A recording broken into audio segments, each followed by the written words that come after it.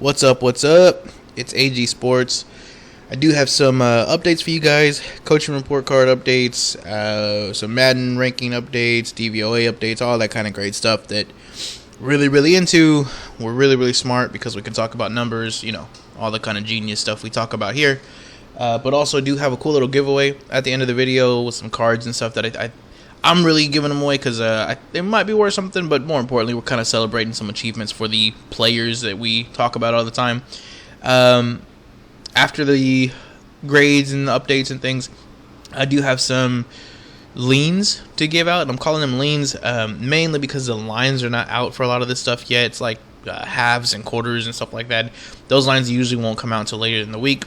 Probably not until like tomorrow, maybe Thursday or Friday, depending on injuries and all that kind of stuff. So I do want to get into that. I want to give you guys some of these so you know what to look for, and then also some maybe just some like game details and stuff like that. So we'll go over it. Actually, you know what? First thing I want to talk about here is some scheduling issues that we're going to look ahead to. All right, so the scheduling advantages or disadvantages for next week, so week 6. And I know I'm well ahead of the schedule here, guys, but again, this is something just to kind of put in your heads, give you some, some nuggets for moving forward, and just some things to keep in mind so that when you're watching the games this week or you're trying to plan your bets for next week, you kind of know at least where to start, maybe some triggers to look for. So one, Chargers at the Ravens, not this week, obviously that's next week. That is the Monday night game, or I'm sorry, that's going to be Sunday night game, but it does require the Monday night team, which was the Chargers, to go to the Ravens. Sorry, I'm getting this all mixed up. It is the Chargers going to play the Ravens, but the Monday night team this week is the Ravens. Chargers was last Monday night. So upcoming Monday is going to be the Ravens game. It's the Ravens at the Colts. Then they're going to turn around and they're going to play on short rest against the Chargers. I like that spot for the Chargers. Obviously the line's not out yet, but just keep that in mind, especially if there's any injuries or anything like that maybe just push us even further in that direction. Chargers have a good spot there. Vikings at the Panthers. This is one that's like very unknown, and I really don't have a reason behind what I'm going to tell you right now, but it's true, and it's something that we need to look out for. The Vikings are 0-16-1 over. And I apologize, I didn't write down the amount of years, but over the last, let's say 8 years or even more than that probably, when they play winning teams outdoors. As of right now, Panthers are still a winning team. Their stadium is still outdoors. They fit the criteria. So week 6, look for the Panthers to play the Vikings. Also, that will be the 3rd week since Christian McCaffrey hurt himself. So they didn't put him on IR because they thought he would be back in 3 weeks. So if that's the case, he should be back for that particular game. Next is the Bengals at the Lions. So the Bengals actually start their road trip in week 6. They're going to have a 3 consecutive game road trip. And I think I went over this before in a couple of videos. Whenever they start these road trips, the first game is actually really good for that traveling team. They're covering the spread 56% of the time. So the Bengals in week 6 is probably going to be a bigger spread because they are playing the Lions, but that is a good spot to take them. Week 6, Rams at the Giants. So this one I don't think I would need to tell anybody that the Rams are going to be the pick here, but they are the Thursday night team, so they'll have a little bit of a mini bye week. They play this Thursday against the Seahawks. Next, Chiefs at Washington. The Chiefs are going to play the Sunday night game this week.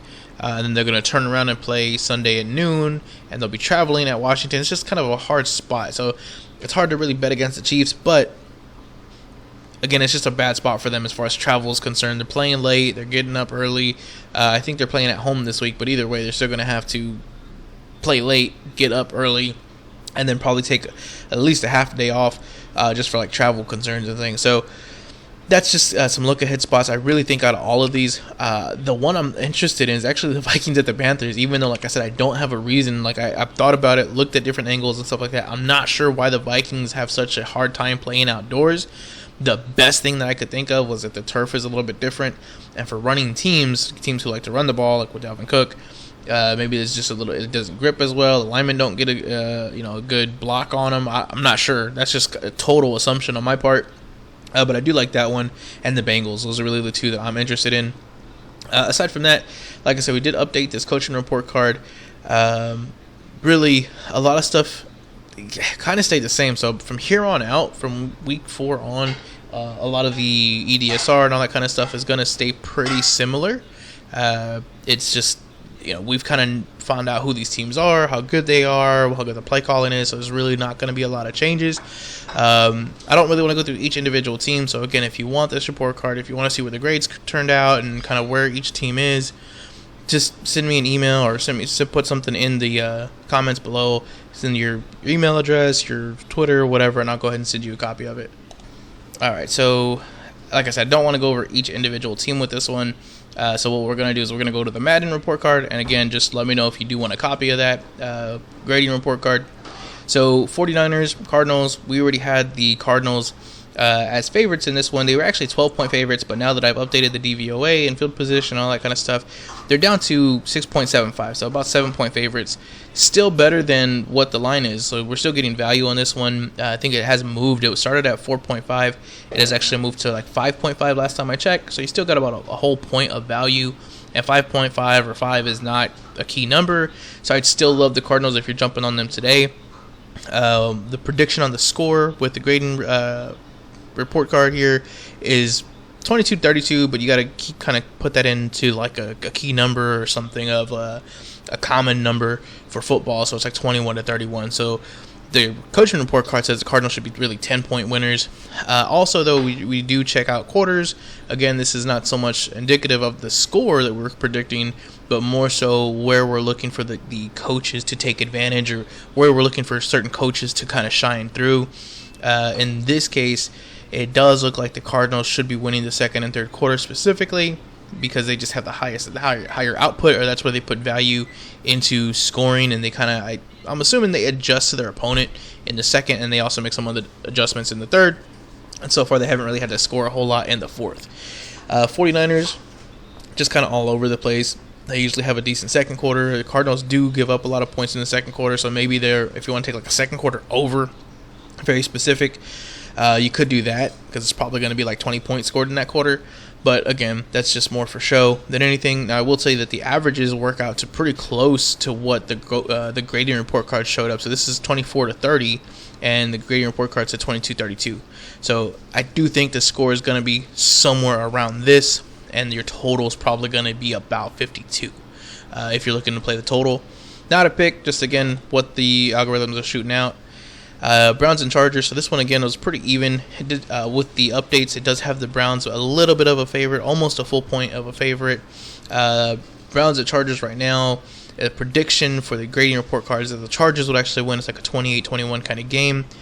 Average points and things like that, the way it breaks down, this actually has it about 21-20 for the Browns. So this is going to be a close game. This is probably going to be a game of who makes the least mistakes.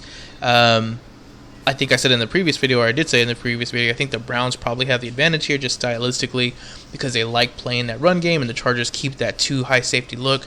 We actually saw it last night with the Raiders, and the Raiders just could not take advantage of it. But I promise you that the Browns' offensive line is much better than the Raiders' offensive line, and Nick Chubb and Kareem Hunt are a much better duo than Josh Jacobs and whoever the hell else is back there that the Raiders decided they want to use that day. So I do think the Browns have a shot at winning this one, but I think, again, it's going to be a close game. I really don't want to touch the side in this one, only because it could go either way. It truly is a coin toss on that one. But if you wanted to look to play like a certain quarter or overs or something like that, you can look through this screen here. But really, I think it's probably just a stay-away game for me, but I do want to watch it. Next is Cowboys and Giants. So with the updates to DVOA and all that kind of stuff, we have the Cowboys as almost 14-point favorites. They were actually 14-point favorites before the update. And the predicted score, though, is only really like 27-24. Closer game is what the predictions are putting out. And when we look at the averages, we also have 28-21. So I do think this game, it's possible that they keep this game close. The 28-21, that actually, again, you would just miss out if you take the Cowboys straight up, because right now it's Cowboys minus 7.5. With the predicted score, again, Cowboys win but don't cover if they do win by 27-24. So again, this is a reason that I did take that tease. And it looks like the algorithm is agreeing with me on this one. So if you want to take the Cowboys this week, I'd probably look to take them in a tease, especially because you're having a lot of bandwagon people jump on right now, with the Cowboys being the only undefeated against the spread team. You're going to have a lot of people starting to tell them and looking at them. This is when the line gets inflated. Take the tease if you want to touch the Cowboys this week. Next is Patriots. Again, this is one that was on the bonus pick. Really, Patriots Texans. The predicted score is 21-15. This includes the game that the Texans had, Tyrod, and so I think even this is a little inflated. It's probably more like 21-10. The Madden algorithm here has the Patriots as 9-point favorites with the updates to DVOA, which is exactly what they are as far as the books are concerned. And then as far as average points are concerned, we have the Patriots winning 24-13. Again, I really think either way you kind of hear the Patriots are going to get this win. I do think teasing is probably still the way to go if you want to touch the Texans for whatever reason. But I'm looking strictly at the under with this one, or the Patriots side if you really want to do that. I think you could take the Patriots straight with just the -9, but just know it's probably going to be a little bit of a sweat, especially if it's like a 17-7 kind of game, only because the Patriots could take their foot off the gas and let the Texans get that last touchdown. All right, so next game on the board here is actually the Thursday night game. This is Rams at Seahawks. Now, Rams at Seahawks, again, this is another one I'm really, really interested to watch. I don't know if I necessarily want to play either side. With the updates to DVOA, we do have the Rams as 3.5-point favorites. So if you really wanted to take a side on this one, the Rams would be the side that is spitting out. The grading report cards also have the Rams. Now this one does have it as a 5-point favorite, but it's 32-27. So again, we put that down into more of a common number. You're looking at 31-27, so about a 4-point lean to the Rams. Strength of schedule here is what I really like. These guys are so close in strength of schedule. There's not like one team that has a super easy schedule and the other one's playing a bunch of tough guys. So I don't think that the strength of schedule is going to come into play here. I think that makes all the other numbers a lot more efficient and a lot more accurate. So I think that if the Rams do win, you're probably looking at like a 3 to 4 point win for them. As far as average points are concerned, the average points also have Rams winning 27-25. But again, we're really looking to see when the coaches are going to take advantage of their opponents here.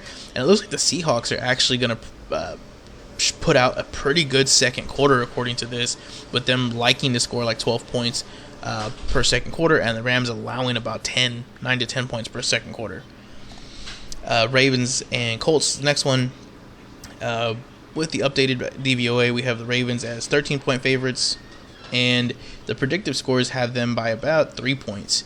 So I think this is one where the DVOA comes into play, especially with the strength of schedule. If you've looked at the Colts opponents, they actually have the second hardest schedule to date, and they're playing the Ravens this week, which isn't going to make it any easier. Ravens have had the 8th easiest schedule, so that does impact these DVOAs, and so that's why I think that in this case I'm probably leaning more towards the predictive score than what Madden is shooting out for us. It's probably, like I said, it's probably closer to a 3-point game than it is this 13 points. Also, as far as average points are concerned, average points has it 24-21. It says 25-21, again, bringing it down to a common number. I think either way you cut this, it's probably going to be a 3-point game. If you really wanted to take the Ravens, again, I'm probably teasing it. If you wanted to take the Colts, I do see some value there to just take the Colts straight up if you wanted to do that. If you wanted to play like quarters or halves, that might be the way to go. I do think the Ravens' first quarter is a decent play, but again, you can never really tell because the Colts have had such a hard matchup the entire first 4 weeks. They might come out and surprise somebody for that first quarter. I don't see it happening, so I'm probably not going to play that one, but if you wanted to, you really could put something down on that, even if it's just a couple bucks. Bills Chiefs, this is one I think everybody's looking forward to. I'll tell you right now, this is the one I'm looking for here, is the Bills first quarter and or the Bills first half. The Chiefs have consistently come out slow. That's not just this year. That's for the last 2 years, really since our Super Bowl year. They consistently have slow first quarters, and so a lot of times they will make up for it in the second quarter, but the first quarter is just, I don't know what it is. They just come out flat, come out kind of asleep. Maybe it's like an Andy Reid thing where he's just trying to maybe poke holes in the defense. But either way, they're only averaging 6 points per quarter, for the first quarter that is, while the Bills are averaging about 8, and the opponents, in this case the Chiefs, are allowing about 6. So it could be like a 7-0 first quarter. But if we look at that, again, strength of schedule here, Bills have played the third easiest schedule. Chiefs have played the 25th, which is about the 7th toughest schedule for the season. So I do think the Bills' first quarter, again, or the first half, may be your best bet to go here, because assuming that they are up at the half, which I'm looking at probably about like a 17-14 halftime score, with the Bills being up by 3. I do believe the first half is like 3 points, or a point and a half, something like that for the first half for the Bills. I don't know how valuable that really is, but I do think that your Bills' first half, again, or first quarter is your way to look here. That second half, I expect the Chiefs to come out, play like crazy, make their adjustments, and end up winning this game. But on that note, my predictive score with the grades does have the Bills losing this game by about 11 points. And it's probably, to me, going to be something like 10 points. It's probably going to be like a 21-31 kind of game, with the average points also coming out to about 21-31. The only thing that has it any different is the Madden algorithm, and the Madden algorithm actually has the Bills winning by 16 points in this one, which is ridiculous. But again, that really goes to just... it has the Chiefs winning by 16 points. Sorry, I said the Bills. Has the Chiefs winning by 16 points, which I think does say something, but the strength of schedule here, again, kind of throws these numbers off. Yes, the Chiefs have had the harder schedule, so it actually should be hurting them, but their offense has just been so good. Their defense has been so bad, and that's not getting enough weight in this system. So I don't think the 17 is going to be in play. It's probably going to be closer to this 11 points that we're picking up everywhere else. Lastly is the Broncos. Broncos do play the Steelers. Again, if you were listening to the previous video, you already have the under on this game with the Cowboys. There's a second leg of that tease. With the DVOA updates, it does give the Broncos about a 1.5 point favorite. The predictive scores actually have the Steelers winning by 3, though. And again, in this case, I am going to lean towards the predictive scores with the coaching report card, just because the DVOA is so skewed to the Broncos due to their strength of schedule. Broncos have had the 5th easiest schedule in the NFL. And so these numbers are probably a little off. I do think I'd probably be favoring the Steelers here as well. Average points are also in favor of, they're in favor of the Broncos, 21-14. But again, keep in mind that these numbers, while the defense isn't really too impacted by Teddy Bridgewater being out, assuming he does miss this game, it is going to make an impact on them being on the field just longer, having to play longer, having to have more stamina throughout the game, especially with the Steelers, who like to just play a lot of underneath short stuff. It could keep them on the field for a long time on these long nickel and dime drives. So that is something to keep in mind. But really, again, at the end of the day here, I'm not trying to take a side in this one, because, again, this is one of those games where one mistake, one turnover could really just swing the game. I'm loving the under in this game. The under line right now has actually gone down to 39.5. So I don't think you can tease it to the 47 anymore unless you really pay for it. But I would still be teasing it, because a tease from the 39.5 does get you over the 41 and the 44. And I have this game ending at about 41. I have it being like either 21-20 or 21-17. And that's assuming that Drew Lock can do something with this Broncos offense. Even if Teddy Bridgewater were to play, I still think it's probably 21-20. So you're probably looking at like a 41 total point game in this one. So those are the updates. So those are your Madden updates. As far as the quarterly plays, just to kind of recap here, I'm just going to bring up the plays here so you can read them if you want to. Patriots to win the first quarter. Bills, again, this one already went over first quarter or first half.